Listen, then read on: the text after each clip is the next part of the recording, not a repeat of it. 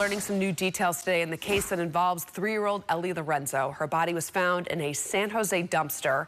Her father, who was also found dead, apparently from a suicide, fought for years with Ellie's mother in a bitter custody dispute. Court documents are revealing some accusations of mental illness and some kidnapping accusations as well. KRON 4's Teresa Estacio has been going over these court documents. She joins us now live from the newsroom with more here. Thanks for joining us. Hi, Justine. This was a very ugly custody case that dragged on for more than 3 years between the mom, a Stanford doctor, and her husband, an MBA student at UC Berkeley. The fight started when Ellie was just 5 months old and tragically ended last Saturday when the 3-year-old's traumatized body was discovered at a recycling facility. A mother's struggle for her child.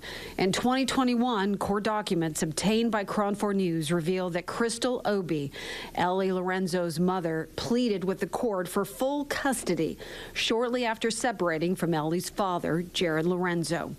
Documents show that Obi claimed Lorenzo was mentally ill and that he was using various drugs, including Adderall. She said his behavior was erratic, disappearing for days and coming home ranting at her and baby Ellie. In a letter to the court, Lorenzo's niece had deep concerns about her uncle, saying that Lorenzo accused Obi of kidnapping and abusing Ellie. Initially, the court agreed, granting sole custody to Obi and supervised visits only between Ellie and her dad. But after forcing him to undergo random drug testing, psychological evaluation, and weekly therapy sessions, the court gave Lorenzo a new visitation schedule with unsupervised visits. Actually, one of the nightmares of my business. We all worry about this kind of thing happening. We all try and do our best to prevent this kind of thing from happening. David Patton is a family law attorney who has been practicing for more than 30 years. It sounds like Mom did a good job of doing everything she could to convince the court that there was a problem. And unfortunately, the courts have to balance between dad's rights and mom's rights in this kind of situation. So mom, and sometimes it's dad, will say that the other person is a danger.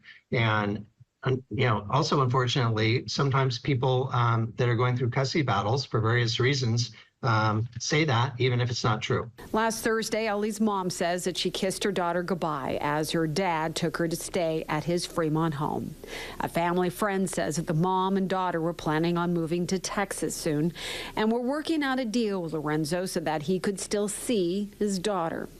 But authorities say that Lorenzo killed himself in San Francisco. Before that, law enforcement believe he fatally struck his daughter and put her in a dumpster in San Jose.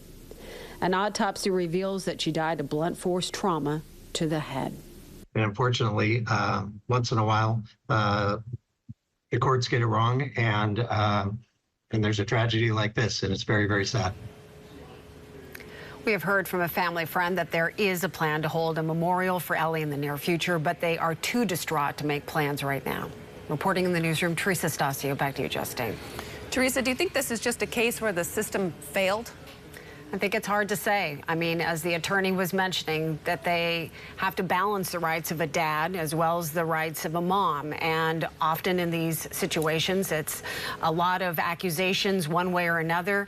It lasted 3 years. He went through extensive psychological evaluations, and the court deemed him to be safe for Ellie. And tragically, it turned for the worse, and she is now dead. Teresa, thank you.